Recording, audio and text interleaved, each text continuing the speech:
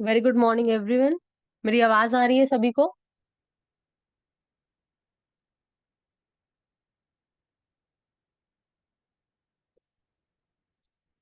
से यस और no?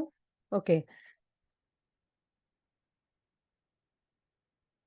Once again, a very warm welcome, learners. In today's session, we will discuss about branding, marketing research, and labeling.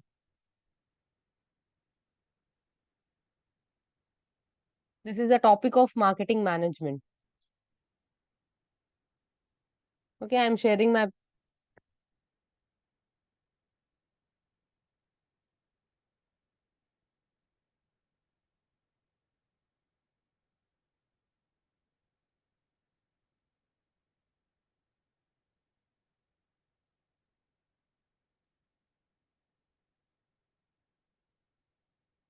सभी को slides visible है?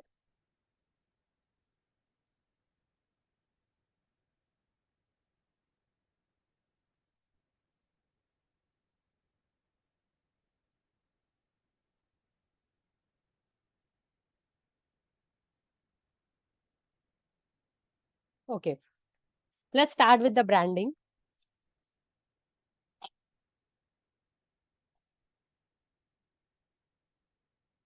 Now, as per American Marketing Association, a brand is a name, sign, symbol, or a design, or a combination of them which is intended to identify the goods or services of one seller or a group of seller and to differentiate them from those of competitors.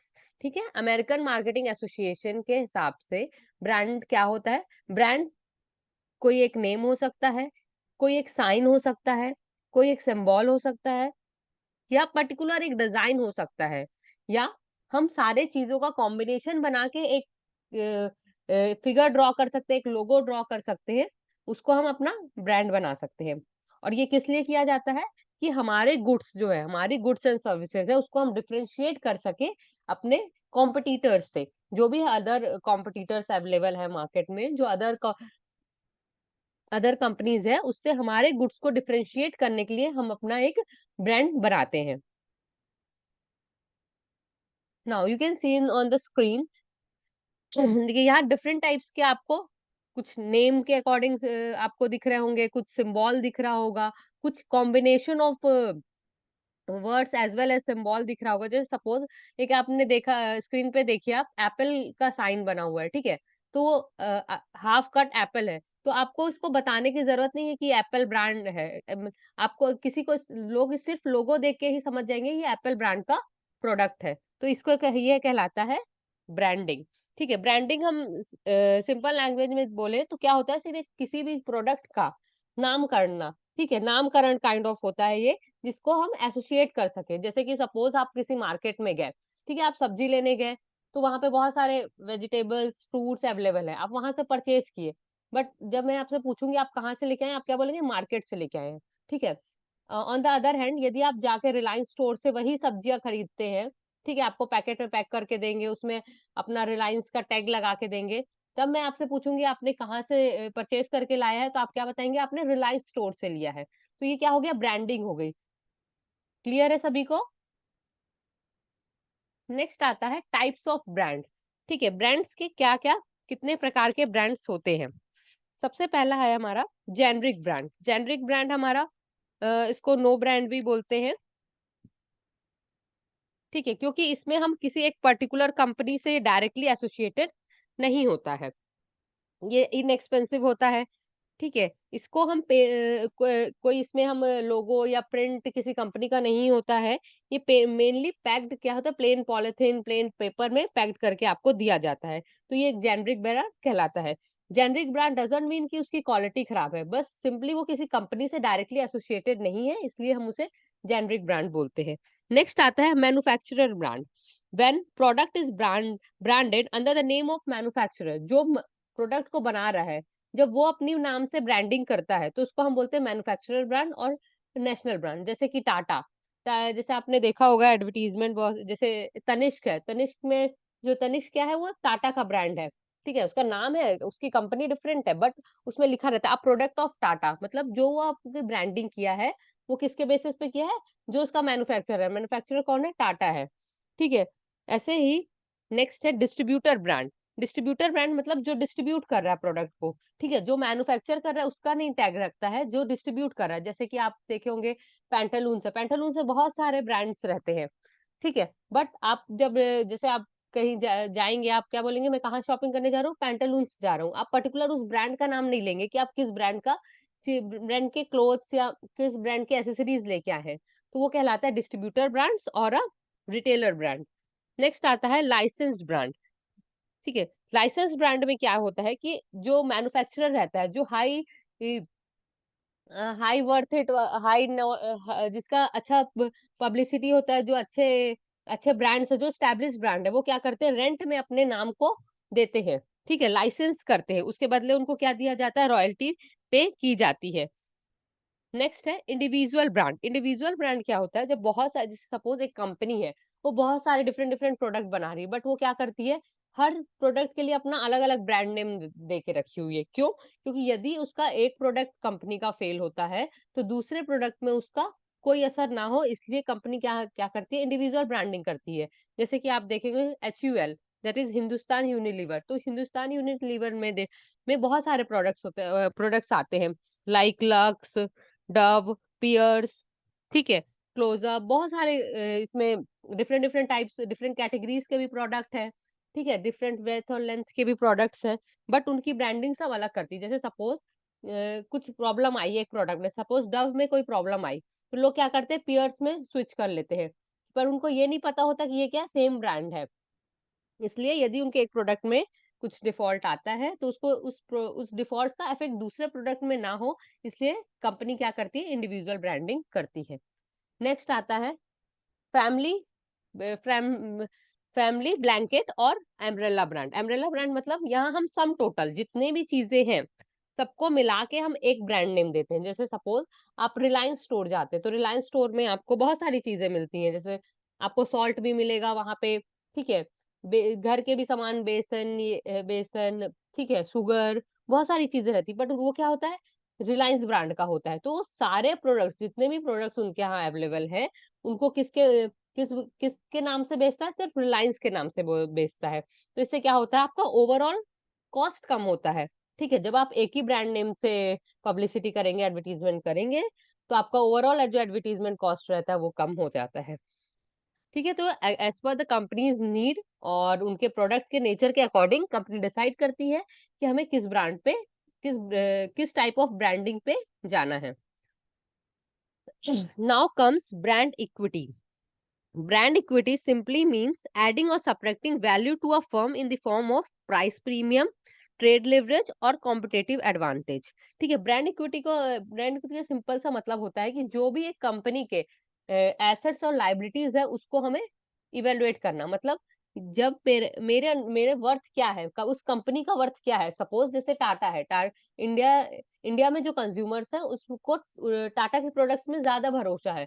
तो यदि उसके पास option होगा, suppose एक टाटा का product, Tata का salt का packet 20 rupees का market में अवेलेबल है, और दूसरे ब्रांड का प्रोडक्ट 18 रुपीज में अवेलेबल है, तो कंज्यूमर क्या करता है, 20 रुपीज में जाता है, ना कि 18 रुपीज में जाता है। क्यों? क्योंकि उसने एक अच्छा ब्रांड इक्विटी बना के रखा है, एक उसने ट्रस्ट क्रिएट करके रखा है, इसलिए। ठीक है, सो यदि आप ब्रांड इक्विटी स्टैब्लिश कर पाते हैं in the minds of customer, तो आप एक प्रीमियम प्राइस भी चार्ज कर सकते हैं, ठीक है, कस्टमर से। इससे क्या होता है, एक तो यदि आपने अच्छा ब्रांड इक्विटी बना लिया है कस्टमर के माइंड्स में, तो पहला तो आप अच्छा प्रीमियम प्राइस कर सकते हैं, आपकी सेल्स अच्छी होगी, आप उससे प्रॉफिट अच्छा जनरेट कर पाएंगे, और आप जो भी कॉम्पिटेटिव मार्केट में आप हैं, अपने कॉम्पिटिटर से आप अपने आप को डिफरेंशिएट कर पाएंगे on the view point of customers. ठीक है, अब ब्रांड इक्विटी में टोटल 5 चीजें होती हैं। 5 चीजें से मिलके एक ब्रांड इक्विटी बनता है। सबसे पहला होता है ब्रांड लॉयल्टी। ब्रांड लॉयल्टी मतलब कि कितने कस्टमर आपके ब्रांड के लिए पर्टिकुलर लॉयल है। सपोज एक एक एग्जांपल लेते हैं हम, कि सपोज मेरे ग्रैंडफादर थे, उन्हें एक सपोज उन्हें वो फुटवेयर लेना है, तो उनका ब्रांड कॉन्शियस थे वो बाटा के लिए। तो वो जब भी उनको फुटवेयर लेना रहता था, उनको नीड होती थी, वो डायरेक्टली बाटा के पे जाते थे और परचेज करके ले आते थे। इट मीन्स कि वो क्या थे, एक ब्रांड लॉयल कस्टमर थे।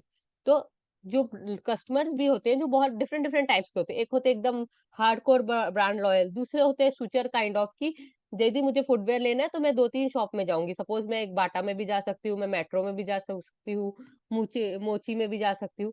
तो मैं एक स्विचर हूँ, स्विचर काइंड ऑफ कस्टमर हूँ जो कि मैं एक पर्टिकुलर एक ब्रांड के लिए नहीं बट 3-4 ब्रांड के लिए लॉयल हूँ और मैं उस 3-4 ब्रांड पे ही खरीदूँगी।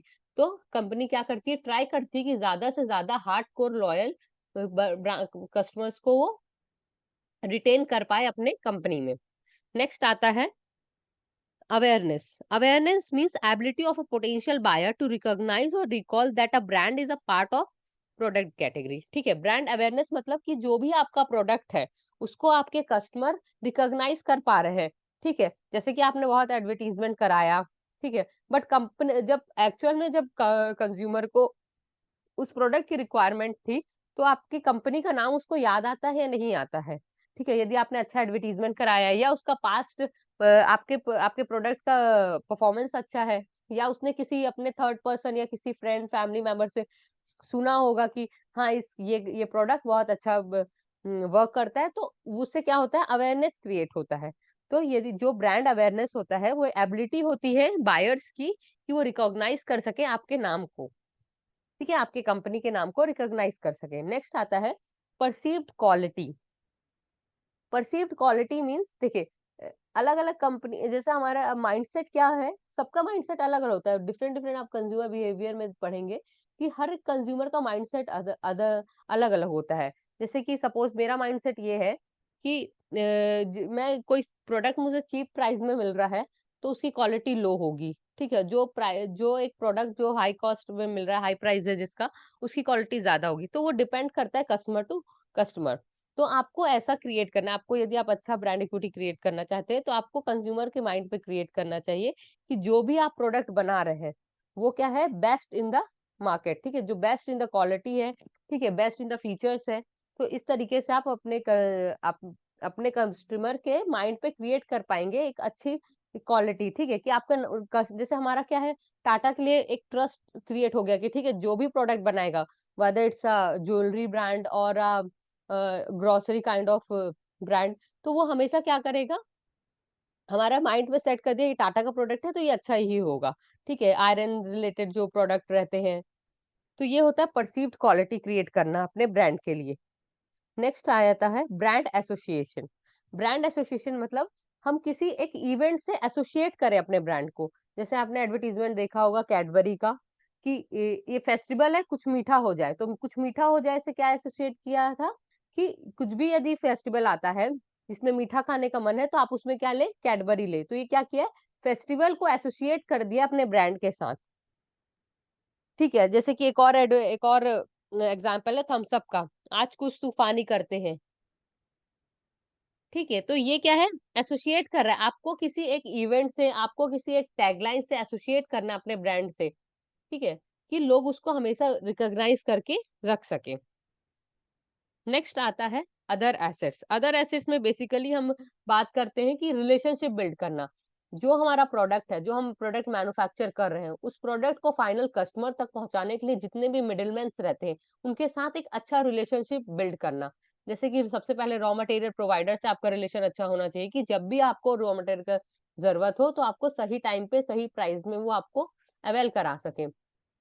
वैसे ही जो आगे डिस्ट्रीब्यूटर है, रिटेलर्स है, उनके साथ भी मेंटेन करना। तो इसको करने के लिए आपने देखा होगा बहुत सारे रिवॉर्ड पॉइंट्स आजकल बनाया गया है कि यदि आप इतना परसेंट सेल करते हैं, तो आपको इतना परसेंट प्रॉफिट मिलेगा। कस्टमर्स के लिए भी है कि आपको कैशबैक मिलेगा। तो ये सारी चीजें क्या कहलाती हैं, एक ब्रांड इक्विटी बनाने के लिए ये सारी चीजें एक टूल्स की तरह काम करती हैं।